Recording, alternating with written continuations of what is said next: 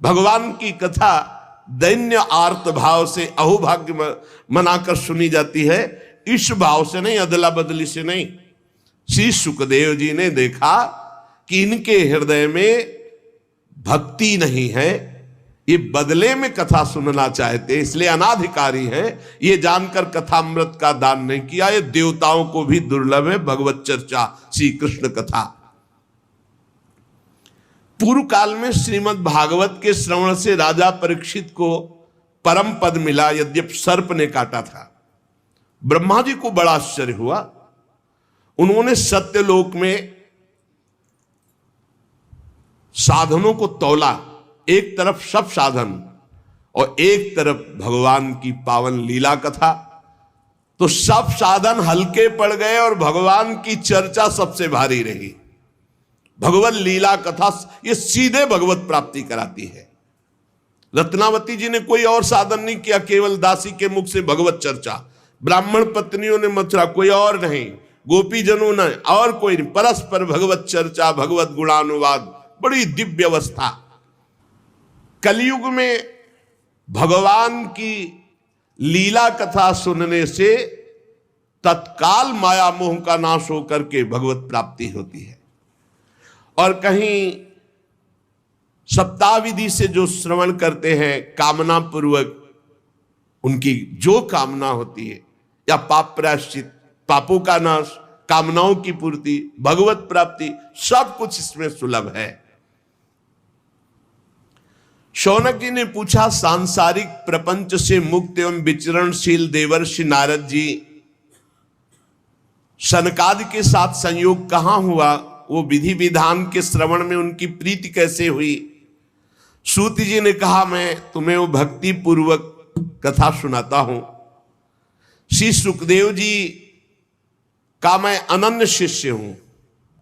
सूत जी कह रहे, श्री सुखदेव जी ने मुझे अपना प्रिय शिष्य जानकर एकांत में मुझे सुनाया है। एक दिन विशालापुरी में चारों निर्मल ऋषि सनक सनंदन सनातन सनत कुमार सत्संग के लिए आए हुए थे। वहां उन्होंने देखा देवर्षि नारद जी को। शनकादि ने देवर्षि नारद जी के दर्शन से ही प्रश्न उत्पन्न हो गया और कहा, भगवान के भक्त का मुख उदास नहीं होता, तुम्हारा मुख उदास क्यों है? भगवान के भक्त का मुख उदास नहीं होता, उदास का कोई विशेष कारण होता है।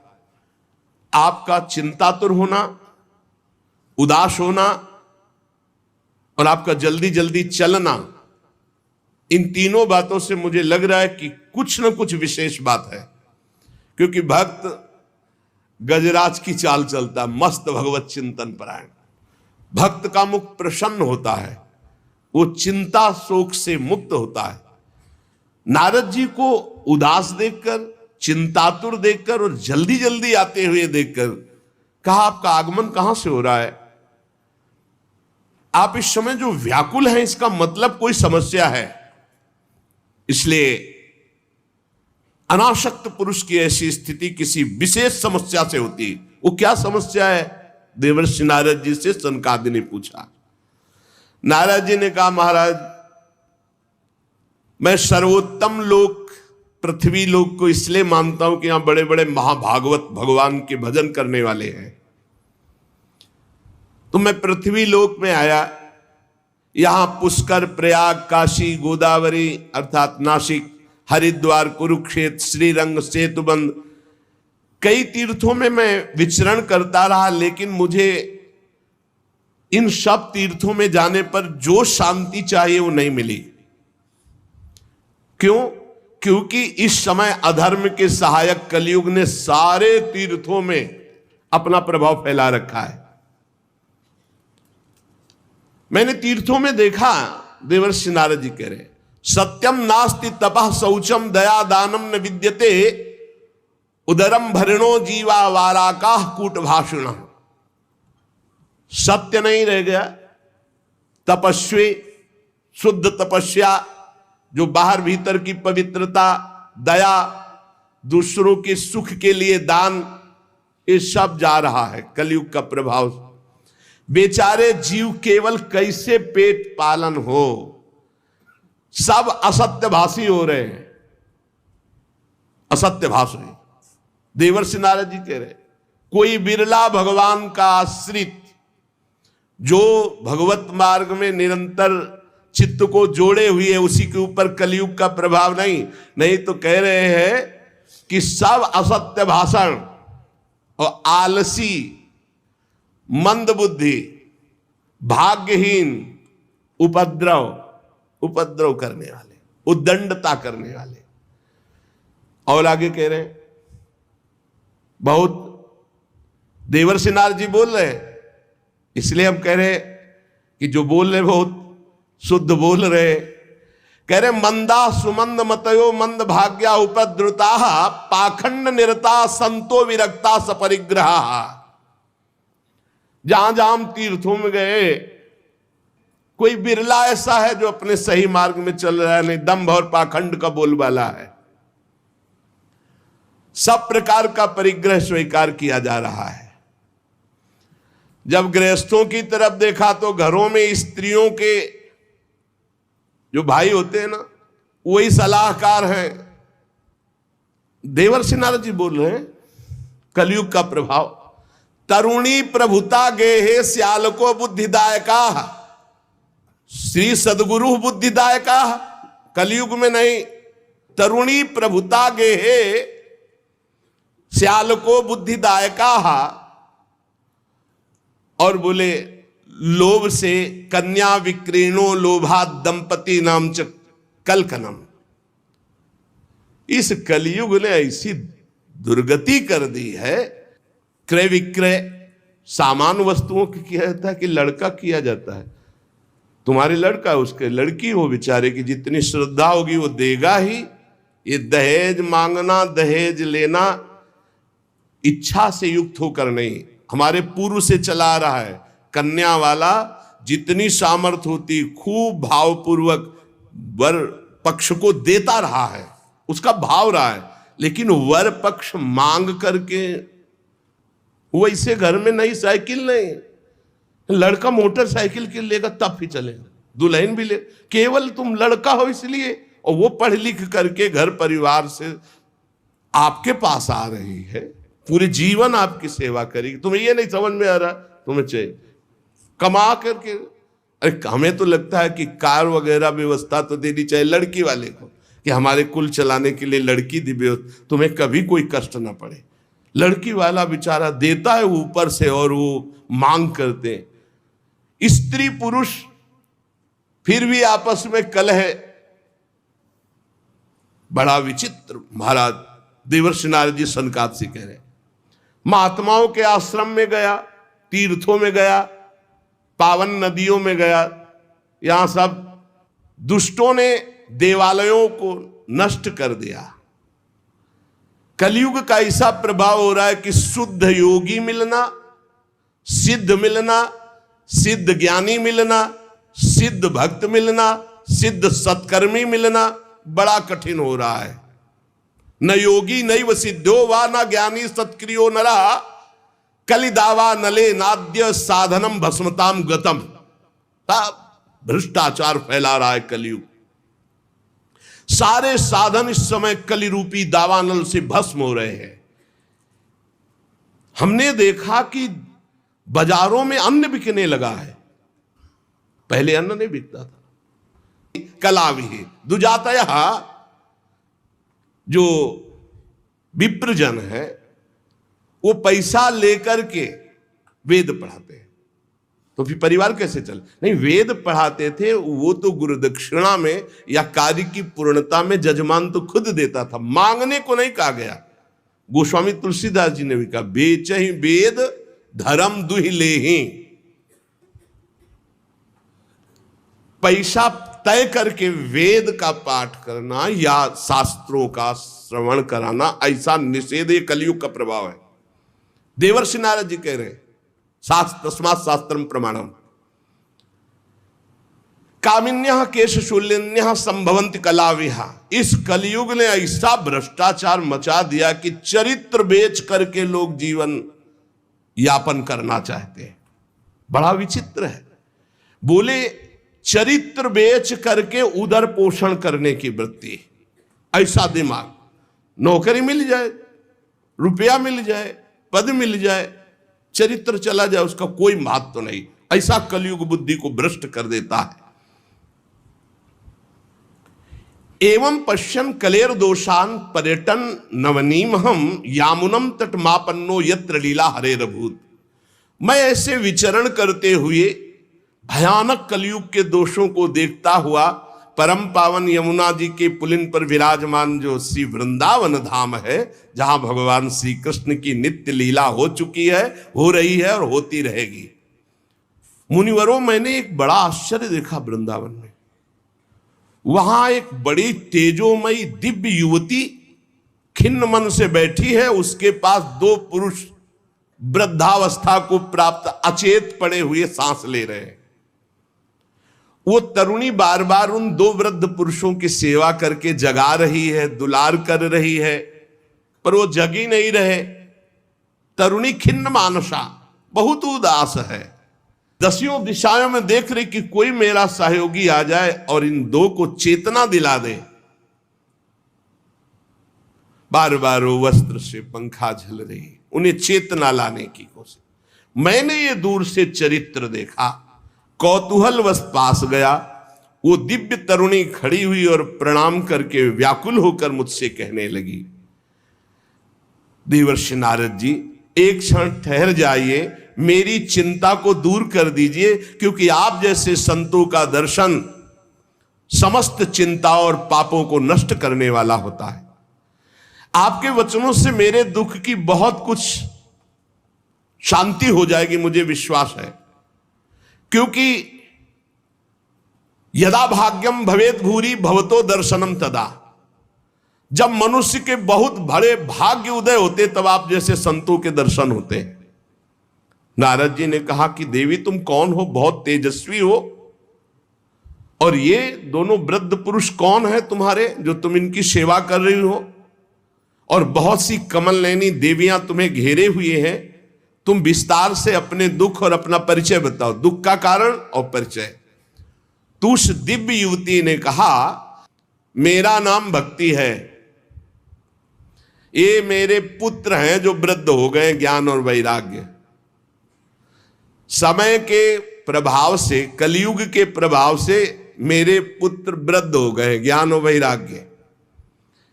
ये जो मेरी सेवा में है, ये गंगादि दिव्य नदियां हैं। मैं समस्त देवियों से सेवित हूं, क्योंकि प्रेम लक्षणा भक्ति हूं। तपोधन, मैं अपनी कथा सुनाती हूं और सुनकर आप मुझे शांति प्रदान करें।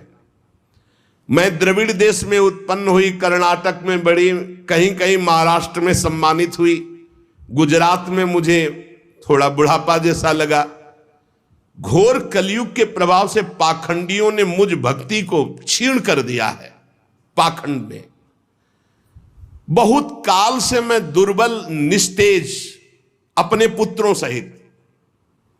पर जब मैं वृंदावन आई तब तो मैं तो सुंदरी स्वरूप नवयुवती हो गई, लेकिन मेरे पुत्र वैसे की वैसे ज्ञान वैराग्य। भक्ति कह रहे मैं तो तेजस्विनी हो गई वृंदावन में, लेकिन ज्ञान वैराग्य को यहां।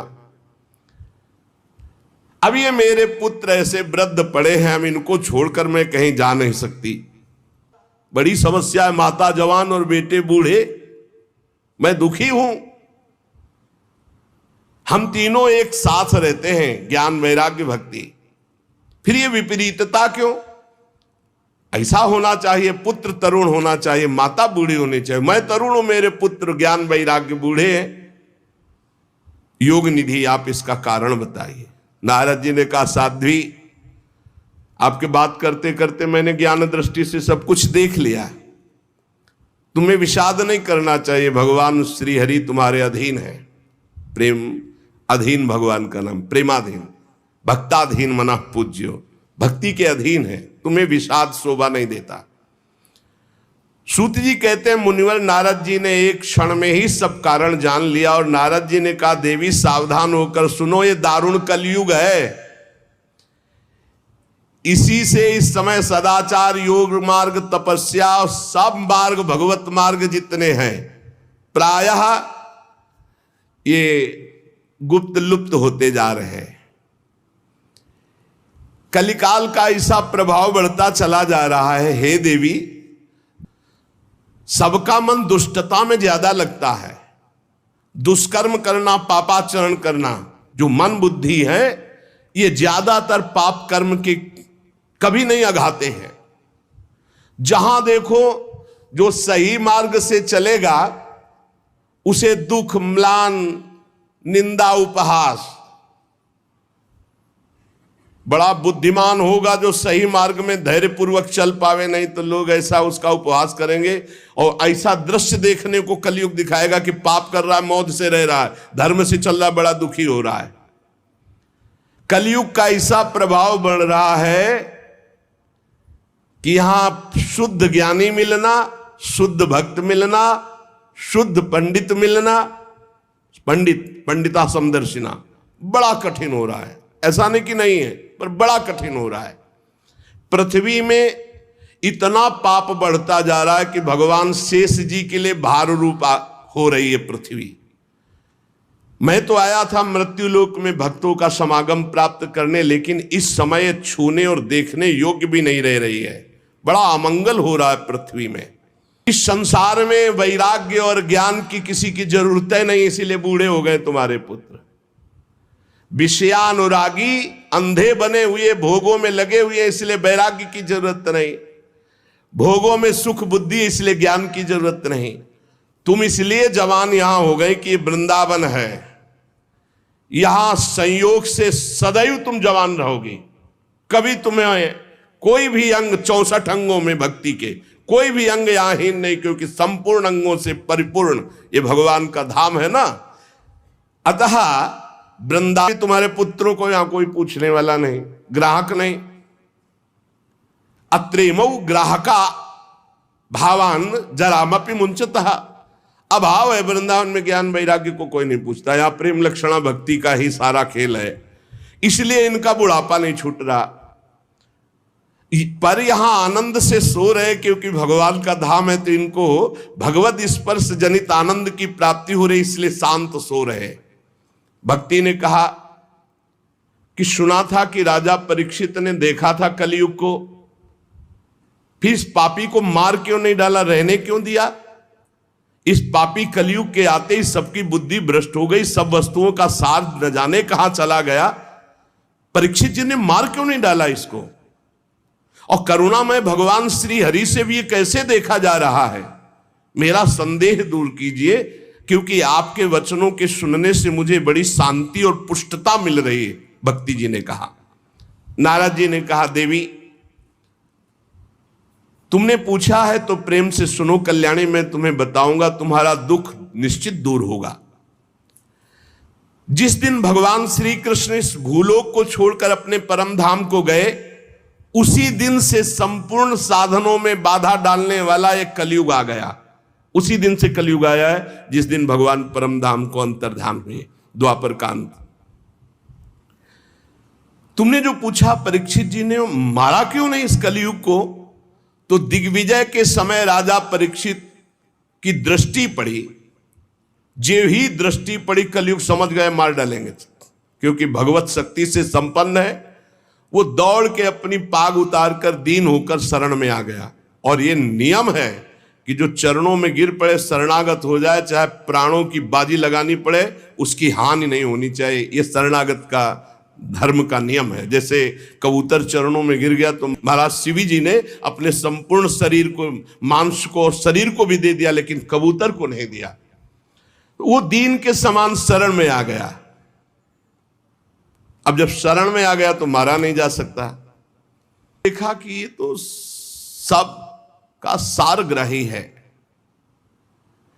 जो फल तपस्या, योग एवं समाधि से नहीं मिल सकता, वो कलयुग में हरिनाम से मिल सकता है। ए देखो, ये सार वस्तु कलयुग की पकड़ी महाराज परीक्षित जी ने।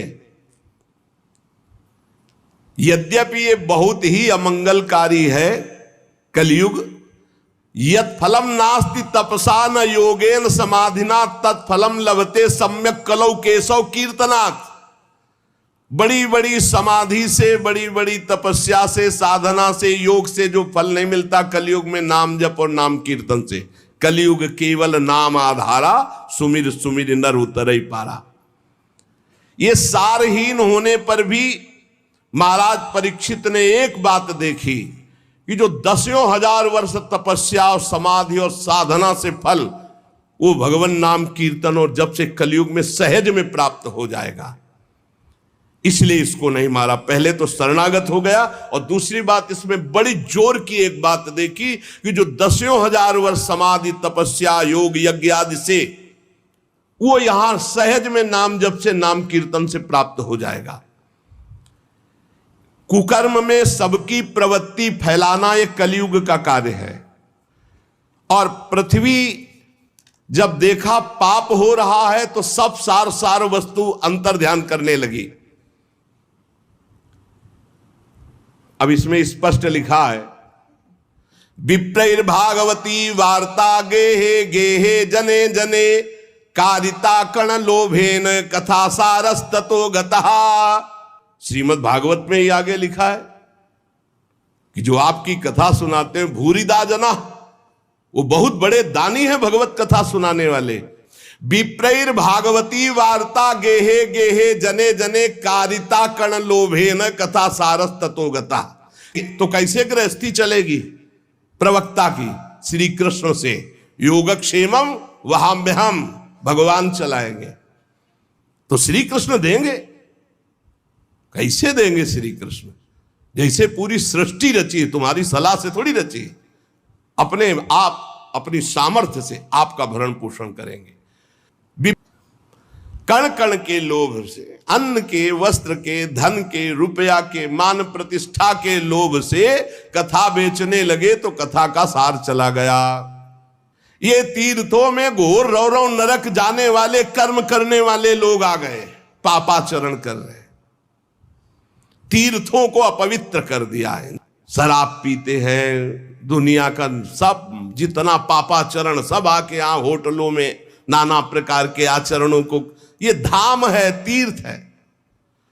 सच्ची मानिए आप, सच्ची मानिए।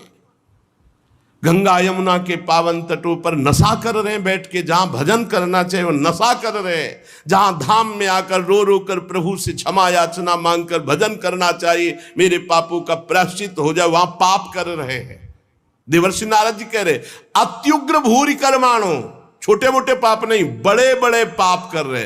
अत्युग्र भूरि कर्माणो नास्तिका रौरवाह जना, ये सब रौरव नरक जाने वाले अधिकारी लोग तीर्थों में वास करने लगे तो तीर्थ का महत्व जाने लगा, तीर्थ का सार जाने लगा। तपस्वी का भेष बनाने वाले, काम क्रोधी लोभ मोह तृष्णा व्याकुल चित्त वाले, ये तपस्या का नाटक करने लगे। इसलिए तपस्या का ढोंग करने से तपस्या का सार चला गया। तो लोभ दंभ और पाखंड का आश्रय लेने से ये संत भेष का महत्व जा रहा है। देवर्षि नारद जी और भक्ति का संवाद हो रहा है। शास्त्र अभ्यास केवल किया जा रहा है, भगवत प्राप्ति के लिए नहीं, विकारों पर विजय प्राप्त करने के लिए नहीं, भगवत ध्यान के लिए नहीं। पंडितास्तु कलत्रेण रमन्ते महिषायु पुत्रस्योत्पादने दक्षा अदक्षा मुक्ति साधने। और न ही वैष्णवता कुत्र संप्रदाय पुरःसरा एवं प्रणयताम प्राप्तो वस्तु सारा स्थले स्थले। जो संप्रदायाचार्य द्वारा सिद्धांत वर्णन की हुई वैष्णवता है, कहीं कहीं किसी में देखी जाती, नहीं तो सब मनमानी आचरण, मनमानी आचरण। इसलिए वैष्णवता का सार लुप्त हो रहा है। कलयुग ने ऐसा पाए जान जगत, हरिवंश महाप्रभु, पाए जान जगत में सब जन कपटी कुटिल कलयुगी टंचु।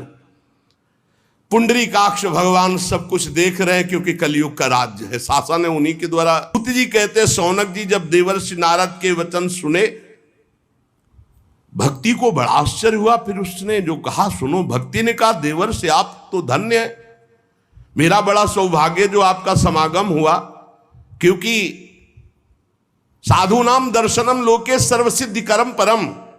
भगवत प्रेमी महात्मा का दर्शन इस समस्त सिद्धियों को प्रदान करने वाला होता है। धन्योस्मि मद्भाग्येन समागता। भक्ति कह रही है धन्य है मेरे भाग्य जो समागता, आपका दर्शन हुआ, आपसे संभाषण हुआ, आपका समागम मेरे अहो भाग्य धन्य। स्वयं भक्ति कह रही। आपका केवल एक बार उपदेश धारण करके कयाधु कुमार प्रहलाद ने भक्ति की ध्वजा फहरा दी, माया पर विजय प्राप्त कर ली। आपका उपदेश प्राप्त करके ध्रुव पद को प्राप्त कर लिया। आप सर्व मंगल में साक्षात श्री ब्रह्मा जी के पुत्र हैं। हे देवर्षि नारद जी, मैं आपको नमस्कार करती हूं। नारद जी ने कहा कि भक्ति तुम खेद में अपने को मत डालो, चिंता तो मत हो, भगवान श्री कृष्ण के चरण कमलों का चिंतन करो। भगवान की कृपा से सारे दुखों का नाश हो जाता है। दुख नाश का उपाय क्या? भगवान का चिंतन करो। जब दुख आपको घेरने लगे तो और गाढ़ चिंतन करो, दुख से बच जाओगे। वो दुख आप पर प्रभाव नहीं डाल पाएगा। जिन्होंने कौरवों के अत्याचार से द्रौपदी की रक्षा की, गोप सुंदरियों को सनाथ किया, वो श्री कृष्ण कहीं चले थोड़ी गए। फिर तुम तो भक्ति हो, श्री कृष्ण को प्राणों से भी अधिक प्यारी हो, चाहे जैसा पापी पतित नीच हो। अहोबत सतयुग त्रेता द्वापर, इन 3 युगों में ज्ञान वैराग्य और मुक्ति के साधन थे, किंतु कलयुग में तो केवल भक्ति ही ब्रह्म सायुज्य प्राप्त करा सकती, दूसरा कोई साधन नहीं। जैसे अभी कलिया परसों में श्री तुलसीदास जी जो वर्णन कर रहे थे कि तीर्थ याग यज्ञ व्रत आदि, अब नहीं समय रह गया इनके द्वारा भगवत प्राप्ति। ये सोचकर ही परमानंद चिन्ह मूर्ति ज्ञान स्वरूप श्री हरि ने अपने सत स्वरूप से तुम्हें रचा है। तुम साक्षात श्री कृष्ण की परम प्रिय हो, परम सुंदरी हो। एक बार जब तुमने हाथ जोड़कर पूछा था कि मैं क्या करूं, तब भगवान ने यही आज्ञा थी कि मेरे भक्तों का पोषण करो। तुमने भगवान की आज्ञा स्वीकार की। तुम पर भगवान बहुत प्रसन्न है। तुम्हारी सेवा करने से मुक्ति को तुम्हारी दासी के रूप में दिया है। भक्ति की दासी क्या है? मुक्ति। ज्ञान वैराग्य तुम्हें पुत्र रूप में दिए।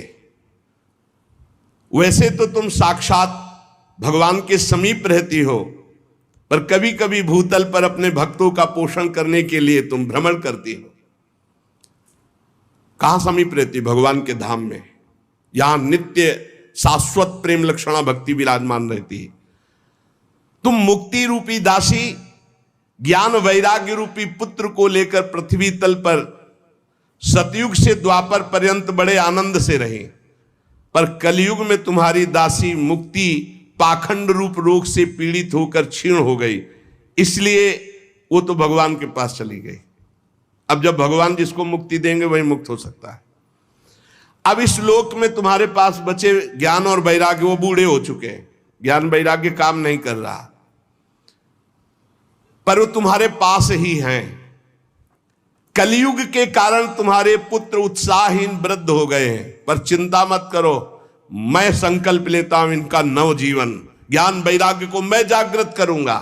सुमुखी, कलयुग में बहुत बड़े दोष हैं, पर कलिना सदृशा कोपि युगो नास्ति वरानने तस्मिस्त्वाम स्थापिष्यामि गेहे गेहे जने जने। इसमें बड़ा भारी गुण है, भगवान के नाम कीर्तन से परम पद प्राप्त होता है। मैं घर घर में भक्ति का स्थापन करूंगा, तुम चिंता मत करो।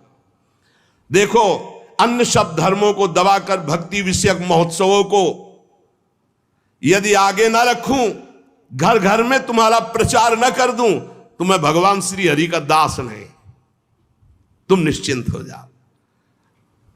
तदा ना हम हरे दासो लोके त्वाम न प्रवर्ते। अगर भक्त ये कभी कह दे तो निश्चिंत हो जाना, तो वो करे न करे, उसका जो संबंध हुआ उससे हरि कर देंगे। अपनो परण विसार भगत को पूरो परण निभाऊं। अगर कभी भक्त उत्साह में आकर कह दे कि जा तुम्हारा परम कल्याण निश्चित है, नहीं तो मैं भगवान का दास नहीं, परम कल्याण निश्चित है, तुम बेपरवाह हो जाओ, कौन हो, कहां के हो, कैसे हो, इससे मतलब नहीं। अपनो परण विसार भगत को पूर्व परण। देवर्षि नारद जी ने कहा तदा न हम हरेर्दासो लोके त्वाम न प्रवर्तते, मैं भगवान का दास नहीं कहलाऊंगा अगर घर घर में तुम्हारी स्थापना न कर दे।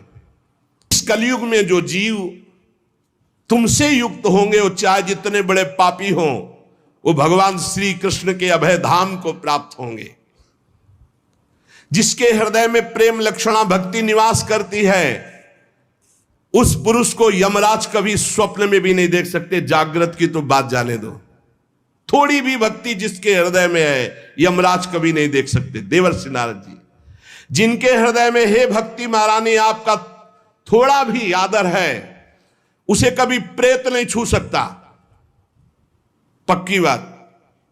ये विश्वास करो, ध्यान पूर्वक सुनो।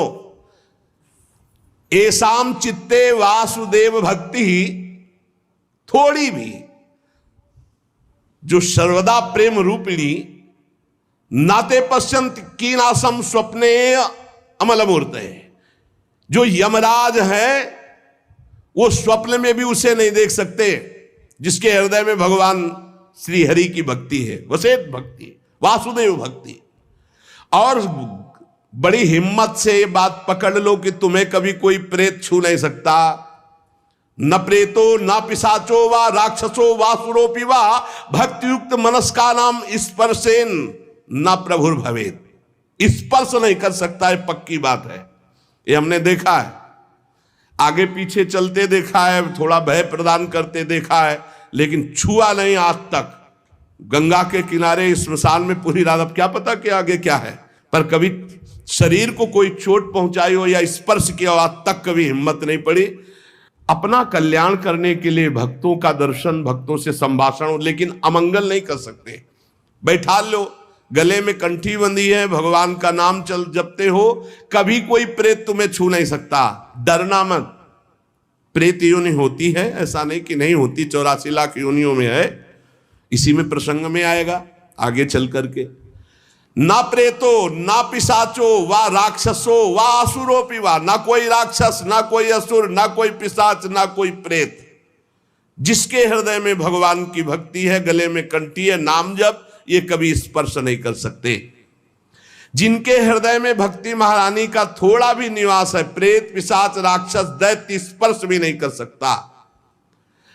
भगवान तपस्या वेदाध्ययन ज्ञान और कर्म आदि के साधन से वश में नहीं किए जा सकते, वो केवल भक्ति से ही वशीभूत होते। इसमें गोपीजन प्रमाण है।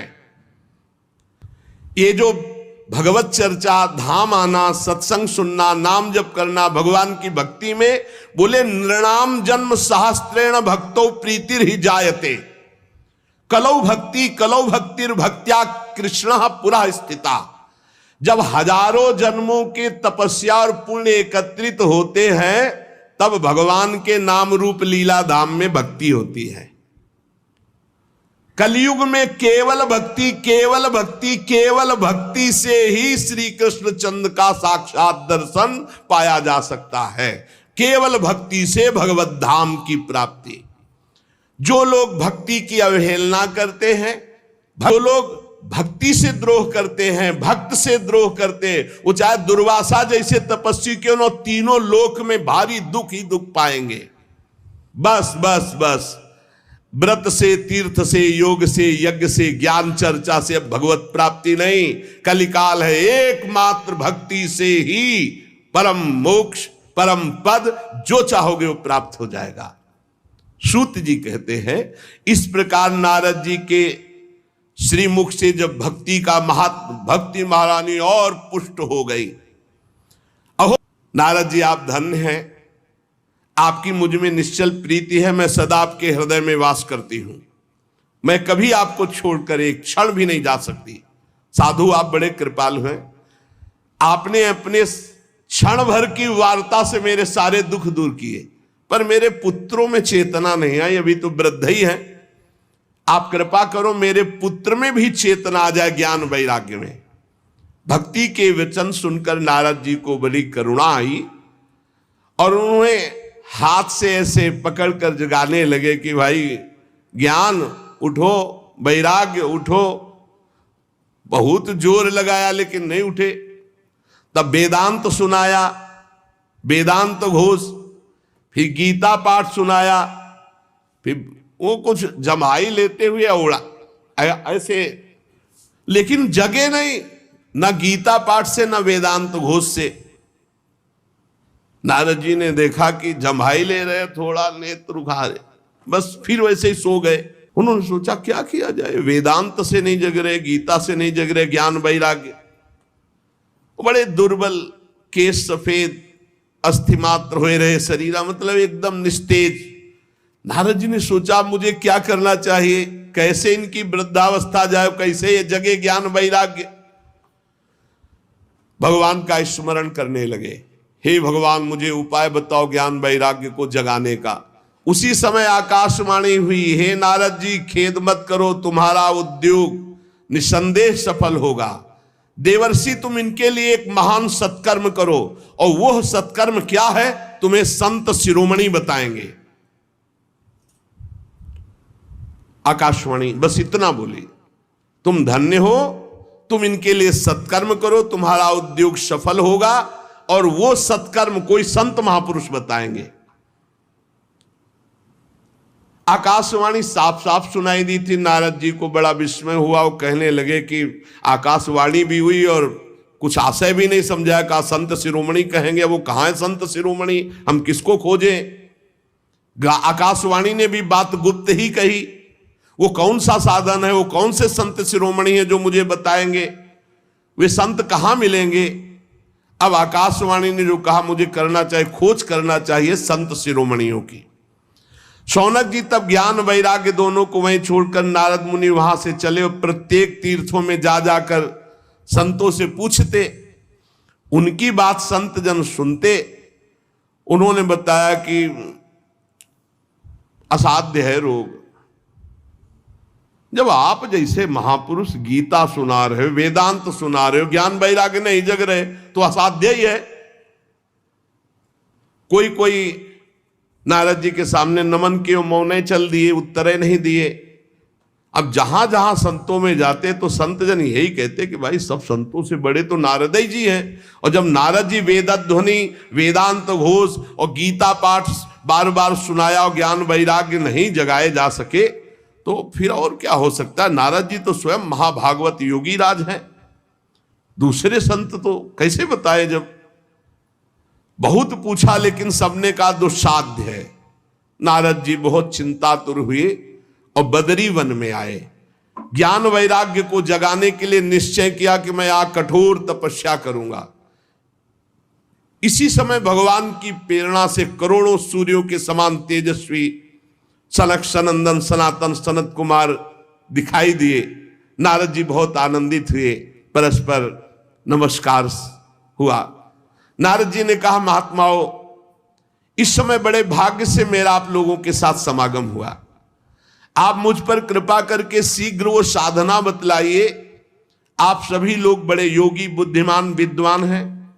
आप देखने में 5-5 वर्ष के बालक से जान पड़ते हैं, किंतु हैं सबके पूर्वजों के पूर्वज। आप सदैव वैकुंठ धाम में निवास करते हैं और निरंतर हरिनाम कीर्तन करते रहते हैं। भगवान लीलामृत का रसास्वादन करके उन्मत्त रहते हैं। भगवान की चर्चा ही आपका जीवन है, कथा ही आपका जीवन है, और हरि कीर्तन अमृत का, लीलामृत का पान करके उन्मत्त बने रहते हैं। हर समय आपके मुख से निकलता रहता है हरि शरणम हरि शरणम हरि शरणम। इस महामंत्र के कारण काल प्रेरित वृद्धावस्था आपको छू नहीं सकती। हरि शरणम, आपको कोई बाधा नहीं पहुंचा सकता। किसी भी लोक में आप कहीं भी जा सकते हैं। आपके भ्रूभंग मात्र टेढ़ी होने पर भगवान के द्वारपाल जय विजय तुरंत पृथ्वी लोक में गिर पड़े थे, और आपकी ही कृपा से पुनः वैकुंठ लोक पहुंचे। धन्य हो गया मैं जो आज आपका दर्शन हुआ। मैं बहुत दीन हूं, आप लोग स्वभाव से दयालु हैं, इसलिए मुझ पर आपको अवश्य कृपा करनी चाहिए।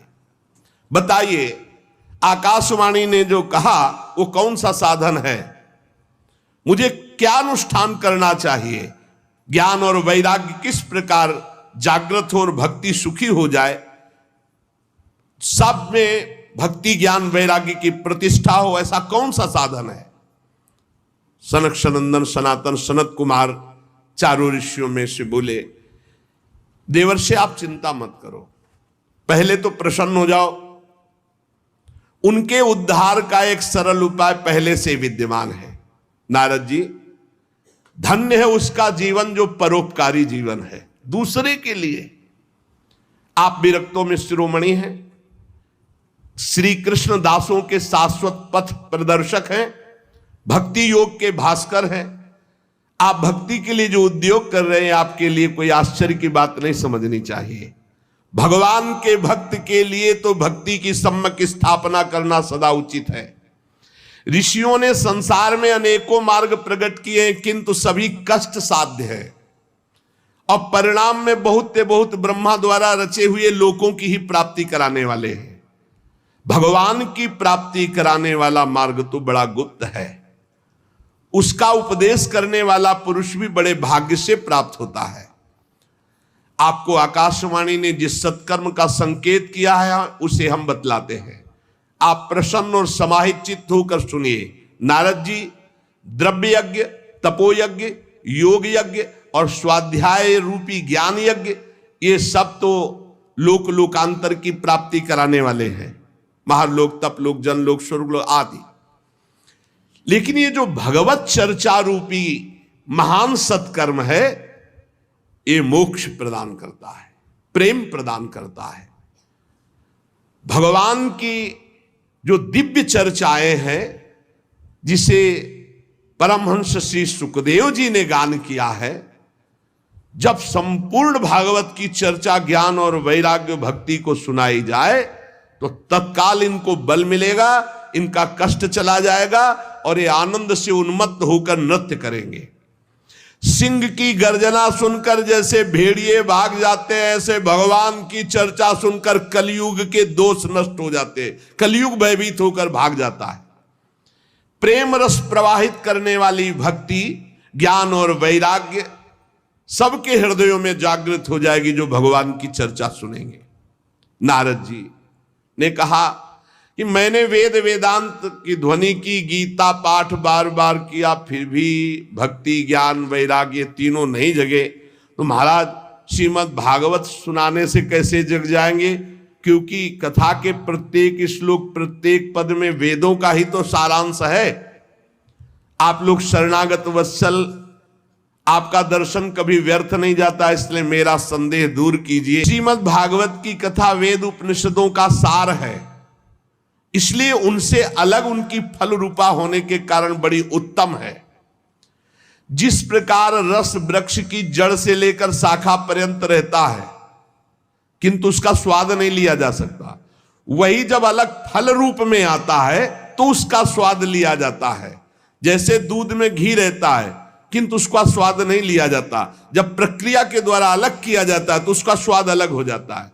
जैसे गन्ने में शक्कर रहती है पर प्रक्रिया के द्वारा फिर उसका स्वाद अलग लिया जाता है, ऐसे ही वेद उपनिषद का सार फल रूप है जो भगवान श्री कृष्ण की चर्चा से युक्त श्रीमद् भागवत है। ये भगवान व्यास देव जी ने भक्ति ज्ञान और वैराग्य को प्रकाशित करने के लिए स्वयं रचा है। वेद वेदांत के पारगामी गीता की भी रचना करने वाले भगवान व्यास देव जी खिन्न होकर अज्ञान समुद्र में गोते खा रहे थे, तो आप याद करो, आपने ही तो 4 श्लोक में इसका उपदेश किया था, उसे सुनते ही उनकी सारी चिंता दूर हो गई थी। फिर इसमें आपको आश्चर्य क्यों हो रहा है? जो आप हमसे प्रश्न कर रहे हैं, आपको उन्हें शोक और दुख का विनाश करने वाले इस महामहिम भगवत चर्चा को सुनाना चाहिए। नारद जी ने कहा, महानुभाव, आज तो मैं कृतकृत हो गया।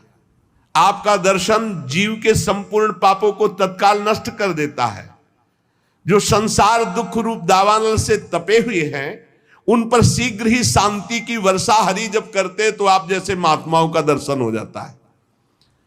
आप निरंतर भगवान शेष जी के सहस्त्र मुखों से गाए हुए भगवत कथा अमृत का पान करते रहते हैं।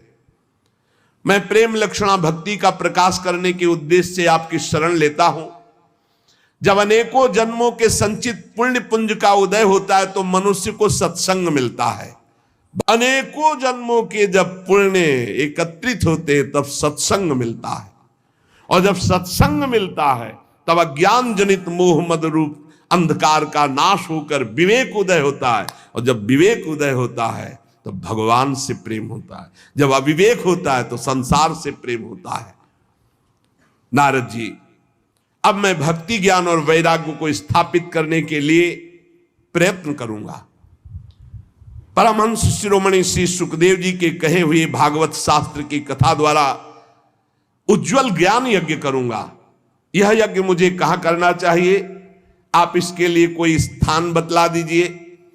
आप लोग वेद के पारगामी विद्वान हैं, इसलिए मैं सुख शास्त्र की महिमा सुनना चाहता हूं।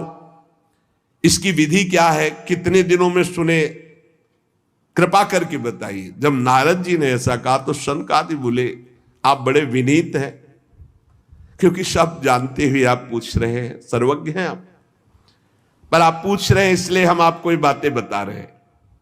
इस समय हरिद्वार के पास आनंद नामक एक घाट है, बड़ा शांत है, एकांतिक है, ब्रह्म ऋषियों द्वारा सेवित है, देवता सिद्ध लोग वहां सेवन करते हैं, भांति भांति के वृक्ष और लताएं हैं, और वहां कोमल नवीन बालू बिछी हुई है, बड़ा सुरम्य एकांत प्रदेश है। हर समय गंगा जी की कलरव और सुगंध जो कमलों की है वो वायु लाती रहती है। हमें लगता है वहीं इस ज्ञान यज्ञ का आरंभ किया जाए, आनंद घाट में। कथा में अपूर्व रस आता है जब एकांत शांत भागवतिक स्थान हो। हमने देखा है कथा का प्रभाव, और आप देख लीजिएगा, एक बार केवल अनुष्ठान होने दीजिए और आपके सामने निर्बल जरा जीर्ण अवस्था में पड़े हुए ज्ञान वैराग्य यदि नृत्य न करने लगे तो कहना। भक्ति अपनी आंखों के सामने ही देखेगी, वो भी नृत्य करेगी, उनके पुत्र भी नृत्य करेंगे। कथा के शब्द पढ़ते ही ज्ञान और वैराग्य तरुण हो जाएंगे। नारद जी के साथ सनकादि तुरंत वहां से पहले कथा स्थान आनंद घाट गंगा जी के तट पर गए। यहां यमुना जी के पावन तट, परम पावन महामहिम वृंदावन की भूमि में इससे बराबर वो हरिद्वार है, हरिघर है, ले ये हरिघर है, वो द्वार है। द्वार से जिस समय तट पर पहुंचे तो सर्वत्र सिद्धों ने ये सूचना पहुंचा दी कि बहुत बड़ा ज्ञान यज्ञ होने वाला है। तो भगवान के रस के जो रसिक जन हैं, भक्त जन हैं, प्रेमी जन हैं, वो सब एकत्रित होने लगे। भृगु जी, वशिष्ठ जी, च्यवन जी, गौतम जी, मेधातिथि, देवल, देवरात, परशुराम, विश्वामित्र, साकल, मार्कंडे, दत्तात्रेय, पिप्पलाद, योगेश्वर, भगवान व्यास, पराशर, छायासुख, जाजल, जन्हू आदि बड़े बड़े मुनि अपने अपने शिष्यों के साथ, परिकर के साथ वहां एकत्रित होने लगे। इसके सिवा मूर्तिमान होकर वेद, उपनिषद, मंत्र, तंत्र, 17 पुराण, 6 शास्त्र, ये सब वहां उपस्थित हुए, क्योंकि सनकादि आदि महापुरुषों के द्वारा भगवत चर्चा। गंगा आदि नदियां, पुष्कर आदि सरोवर, कुरुक्षेत्र आदि समस्त क्षेत्र, सारी दिशाओं के दंडक वन, हिमालय आदि की जितने भी ऋषि मुनि सब आकर के एकत्रित होने लगे। सिद्धों ने बात फैला दी, भगवान की अमोघ चर्चा होने वाली है हरिद्वार में आनंद घाट पर, और बड़े महापुरुषों के द्वारा, इसलिए सब कथा का आनंद लें। तब कथा सुनाने के लिए दीक्षित होकर श्री कृष्ण परायण सनकादि नारद जी के दिए हुए श्रेष्ठ आसन पर विराजमान हुए। सभी ऋषि मुनि देवताओं सबने उनकी वंदना की। श्रोताओं में वैष्णव, विरक्त, सन्यासी, ब्रह्मचारी ये आगे बैठे। सबके आगे देवर्षि नारद जी, एक और ऋषिगण, एक और देवतागण, एक और वेद उपनिषद, एक और तीर्थ, और दूसरी ओर जन साधारण स्त्री पुरुष, ये सब ऐसे विभाग करके कथा सुनने के लिए विराजमान हुए। उस समय बड़ी जोर की पुष्प वर्षा हुई आकाश से, जय जयकार, नमस्कार और शंखों की ध्वनि होने लगी। फूलों की वर्षा, जो विमान पर चढ़कर देवता लोग सब ऋषियों के ऊपर कल्प वृक्ष के फूल बरसा रहे थे। सनकादि ऋषि महात्मा नारद को भगवत चर्चा का महात्म्य स्पष्ट करके सुनाने लगे। सनकादि ने कहा, हम आपको इसकी पहले महिमा सुनाते हैं। जो इसको श्रवण कर ले एक बार सही ढंग से, उसकी मुक्ति निश्चित हो जाएगी। कोई भी हो, एक बार पूरी सम्यक 18,000 श्लोक सुन ले तो निश्चित उसको भगवत प्राप्ति हो जाएगी।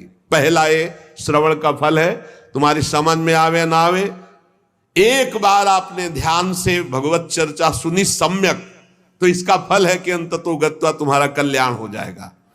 और कहीं ध्यान देकर सुना तो प्रेम लक्षणा भक्ति जागृत हो जाएगी, जो मोक्ष को भी लघु करने वाली है।